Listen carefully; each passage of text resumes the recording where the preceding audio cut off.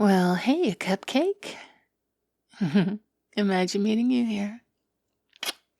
How was your day? Good. I will be done here soon, but I don't want to rush that last couple in the corner, you see? I think they're going to be here for a little while. Do you mind waiting? Okay, good. Can I get you a drink in the meantime? What would you like? Well, isn't that perfect? Because you are just my cup of tea. It was horrible, and I'm not ashamed. Not taking it back.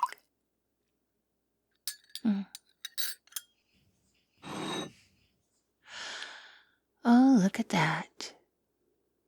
They're deciding if they want to share each other's pastries. They took sips of each other's drinks earlier. I think this is a good relationship.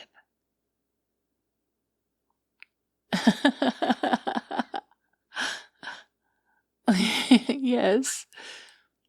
I definitely find parallels between relationships and coffee and pastries.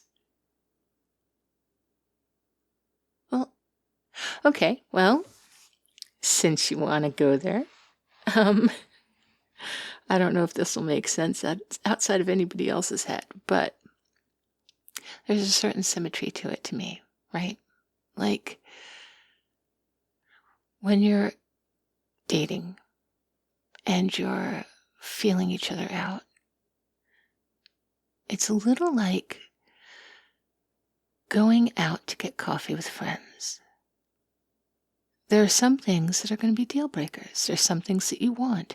There's some things that you don't know that you want that this person shows you that you want, right? Like you go out to coffee with friends. You first have to decide, how are we splitting this bill? Hopefully you decide how you're splitting the bill beforehand. Don't be the person who waits until the end of the order and then says, oh, we'd like separate checks. Don't be that person. But hopefully you've decided beforehand. You're on the same page from the beginning, right? Then you get your stuff. You decide if you want to share or if you want to just keep your stuff to your stuff. You drink your drink, they drink theirs. You have your pastry, they have theirs. I mean, that's fine. Just hanging out, being companionable, not exchanging saliva through pastries and coffee. But some people you want a little bit more with.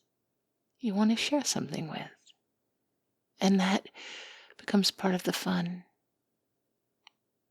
Then you have other things to deal with, right? Like, ideally, you should know beforehand that they have no coughs or colds, right? You don't want to catch anything.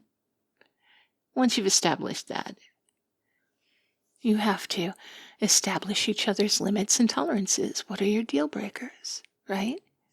If you're super allergic to peanuts or soy, then that other person can't have the soy peanut butter cup mocha, right? They can't just take a taste of yours and let you taste yours because they might have those remnants on their lips and their saliva. It's not worth the risk. And they should be respecting that this is something that's going to hurt you. Ideally, they're not even going to ask you for a sip of your drink or a bite of your food. Ideally, they'll be aware that that type of thing could be bad for you. If not, you have to be firm about not sharing with someone who has soy or peanuts in their mouth. It's not quite falling apart, this analogy. Almost, but not quite. Stick with me.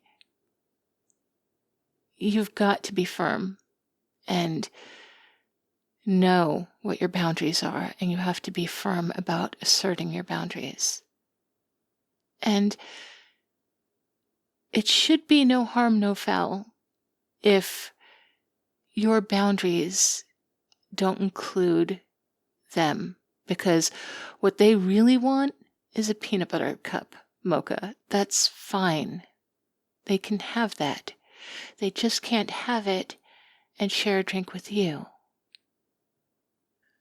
It's all okay if we have different limits. If my limits don't line up with your wants, that's fine. We can't share a relationship like that. We can be the people who sit side by side and enjoy each other's company without begrudging each other what we have or what we need. Too often, people take boundaries as rejection, or they take another person's preferences as they don't care about you. That's not true. If you want to live a poly life and I cannot live like that, that's both cool. We should get together and share stories about our very different lifestyles. But what we can't do is say, well, if you loved me, you wouldn't want that. Or if you cared about me, you would just try it. Because that's not the way it works. We just need different things. Sometimes your wants are more flexible, right? Like, I'm not allergic to coconut, but I don't like it. But you know what? I shared somebody's pink drink, and if it didn't have the coconut in it, I would have liked it a lot. And so I had my mind opened. I knew next time that I could order that pink drink, and I could just substitute the coconut milk for something I actually like. I was enhanced by trying, by sharing, by having them with me, by swap and spit with them. In the end, I didn't really like quite what they like. It didn't quite line up. But that's okay. We don't have to. Again, no harm, no foul. If you're almost compatible, but not quite, maybe if you're really looking forward to just sharing one drink together, that might be disappointing. But really, we should be able to just have our separate drinks that are close to each other, but not quite. I think the problem is that people always think that this is going to be the last chance to get the drink that they want. Or they think, this drink is so close to what I want, I'll just take it. And then they end up with a drink that looks like what they want and almost tastes like what they want, but it always has that coconutty back taste.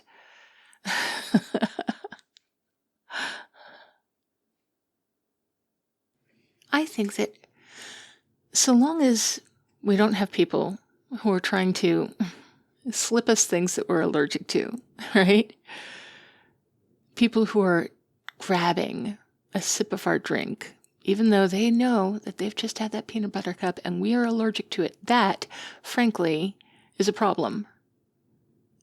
I didn't consent to that, and it can hurt me. Those people are assholes, and they need to go away. They should be shunned from our lives. They are not invited back to the coffee clutch. But the others, all the others, The ones that, the drink they like is so good, but not good for us. Oh, so fattening. Oh, so delicious. Oh, so not sustainable for a healthy lifestyle. And maybe they have a metabolism to be able to handle it, but I sure don't. It's up to us to make sure that we get away from those unhealthy drink relationships. It might be healthy for them, it might not, but it's on each of us to take care of ourselves. So it's on us to get out of that relationship. But we shouldn't be judging those people for making us sick, right? We can just look back at them as a delicious experience that we just have to have very sparingly. Hopefully you'll find the person who wants those super fattening experiences just as a sometimes treat. So, when I say that you are my cup of tea, I mean that you suit me perfectly. I like your taste. I like how you're just the right amount of delicious and healthy. Some days you're stronger than others. Some days you're a little sweet, and some days you're a little spicy. But every day I am so very happy to be sharing my cookies with you.